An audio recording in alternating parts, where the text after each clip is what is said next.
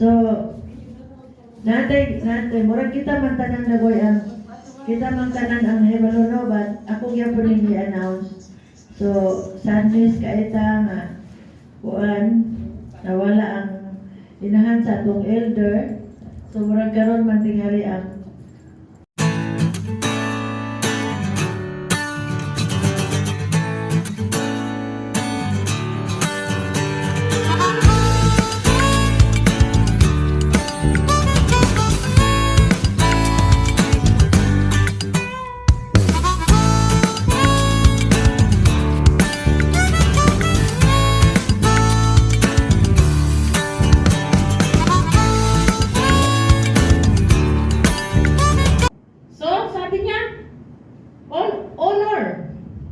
with your first fruit. So, ang sabi po niyan, unang-una ay Malakad chapter 3 verse 10.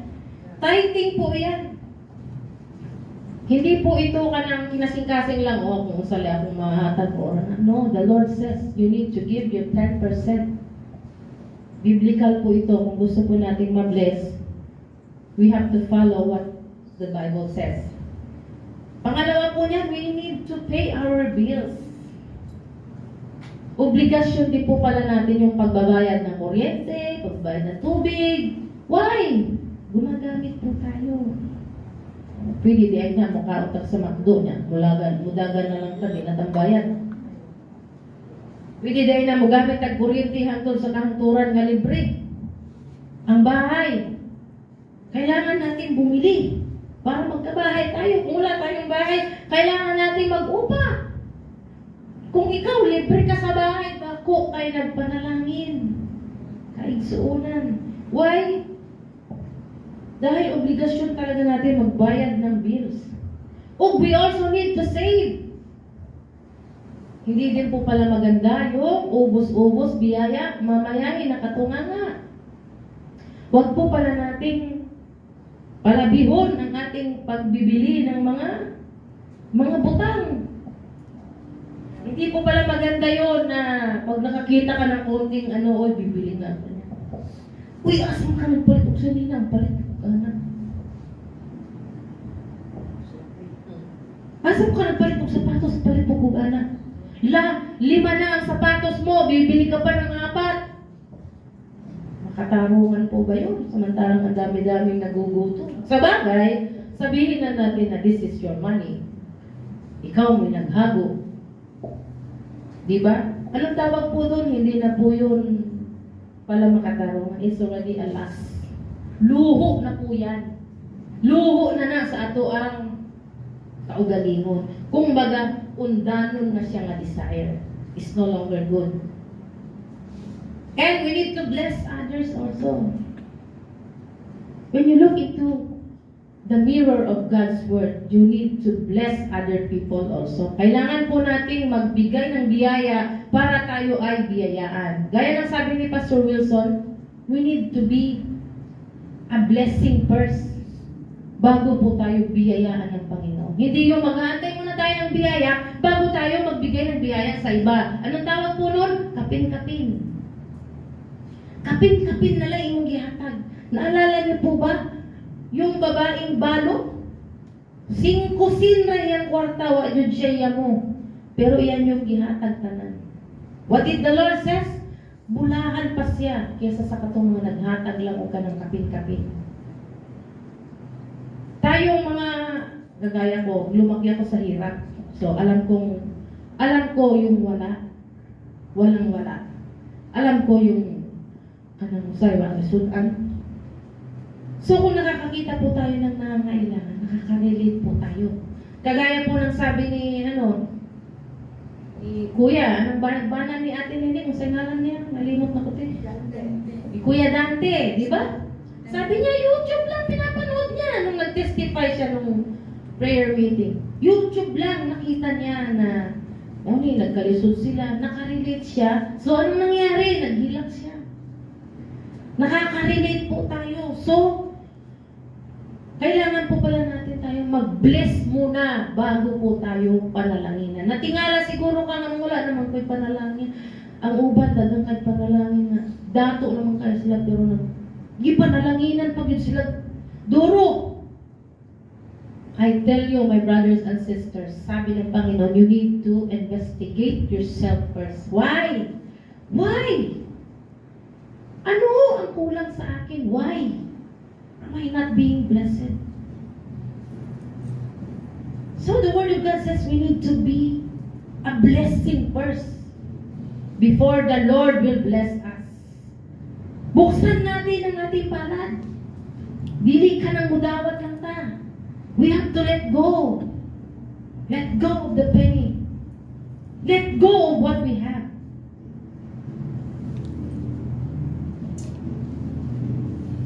Also, ang ikatlo po dyan, we also need to forgive others. Una, sa ating pong trabaho, we need to look at the mirror para sa ating sarili, anong kulang natin sa ating trabaho.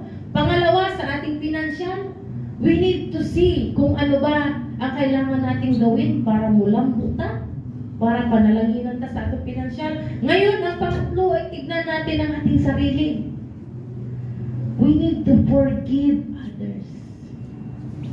As the Lord forgive you. Colossians chapter 3 verse 13. Ang sabi po ng Panginoon na kailangan din po nating patawarin yung mga nagkakasala. Wala pong perfectong tao sa atin, mga kapatid. Wala pong kahit isa sa atin na hindi nagkasala. Ang Panginoong Yesus lamang po. Panginoong Yesus Kristo lamang po ang siyang perfect. There is no one sa kalibutan na perfecto. So, ang sabi niya, Colossians chapter 3 verse 13, forbearing one another and forgiving each other. If any man have complained against any, even as the Lord forgave you, so also do ye. Nga mag-inansutay ang usa sa usa kaninyo. Inantusay. Tara. Ug nga kung aduna may pagmahay sa usa, batok sa usa. Magpinasayloay ang usa sa usa. Maingon nga ang Ginoo nang kapasaylo kaninyo, nan kinahanglan kamo usab magpasaylo. Amin po ba? Amen. Kaya kanina, sabi niya, susiha. Ang kasing-kasing ko, Lord, susiha. Ingon siya nga, pulihi sa paghigugma sama sa atong buhi nga Dios. Laliman ka na. What did the Lord do? He gave His only Son para sa pagpasaylo sa atong mga kasalan. Karon dili ka kapasaylo. Kung na kay pagdumot, asa? Pagdumot sa imong bana, pagdumot sa imong asawa, pagdumot sa imong anak o sa imong pamilya o sa isag katao, bisag kinsa, ingon ang Ginoo, pasaylo asya. Do you think pasayloon na sa Ginoo kung di ka magpasaylo? No way. Malipay ka? Ngayon mong kasing-kasing na ikaligot-got? Are you happy? Di ba may masakit dito? Masakit yan dito, mga kapatid. When you see something, when you see someone na ikaw nagaligot-got niya. So, ano dapat natin gawin? Pasayloon nato siya. How? Sometimes, nagayon mo sila nga. Mahirap magpatawad. Mahirap kalimutan. Lisod kayo mo limot. Di ko kalimot bisag kung saan. Hangtod sa kamatayan. Dili, di ko kalimot. Unya, malipay kay suon nga ikaw. Masunog dito sa ubos. Kaya wala mga nagpasaylo. Sabi ng Panginoon, pag hindi ka nagpatawad, hindi ka rin niya patatawarin. So, asama ka. Kalderita ka dito sa ubos. Masugod ka. Nangi mong ikaligot-gutan to sa taras. At ikaw nandun ka. Kalderita, imong gawas. Kaya ba natin yan, mga kapatid?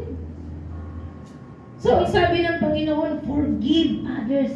Look at the mirror of God's Word. Kung ikaw, nahihirapan ka magpatawad, nahihirapan kang tanggapin yung kamalian niya sa'yo, look at the Lord. Humingi ka ng tulong sa Panginoon para ma-release mo Alam niyo po kung anong mangyayari sa atin if we don't release this one? Number one, physical sickness. Magkakasakit tayo. Why? From here to here. Hindi mawawala yung sakit sa ating katawan. Lagi tayong may sakit. Kasi hinawakan natin yan, hindi natin nilalabas. Pag dumating ang panahon na puro ka, puputok na yan. Ano mangyayari? Ikaw ang nag-antos. Diba? Kung gusto mo ng kalayaan, release all ng mga pagdumot yan sa ito kasing-kasing. Siyempre, kung ikaw kailangan magpatawad, tayo, wala naman tayong walang perfecto sa atin. Sigurado, meron ka rin ginawa. Kailangan mo rin humingi ng tawad. Di po ba? So, I challenge each and every one of you, lalo na sa ating mga nanay at tatay. We did something, alam natin yan. Tayo, may mga nagagawa tayong mga anak na hindi mabuti. Sa mga meron pang magulang, it's still your time. May panahon pa po tayo para tayo humingi ng tawad sa ating mama at papa. Sa ating nanay at tatay. Sasabihin mo ba sa kanya kung nasa kabaong na siya? Sasabihin mo, Nay, pasailo ako. Nay, pasailo ako. Nakadungog ba siya? Naririnig ka pa ba ng nanay at tatay mo? Ng anak mo? So when you still have time, forgive. Oh, ask forgiveness. Sabi ng Panginoon, hindi niya tayo patatawarin hanggat meron tayong mga hindi pinatatawad. At sa tingin mo ba yung mga ino-offer mo every Sunday, tinatanggap ng Panginoon? Every offering that you are doing, hindi ka tanggap-tanggap. Dahil sa sarili mo mismo, hindi mo sinusunod ang sabi ng Panginoon. So if you want blessing, mga kapatid, we need to forgive. Ask forgiveness. Release every pagdumot. Usay pagdumot sa Tagalog, wag kasabot. Kanang usay pagdumutan, kalimutan ko. Sama ng loob. Sama ng loob yan. Kailangan mo yan ilabas, kapatid. Natin ilabas.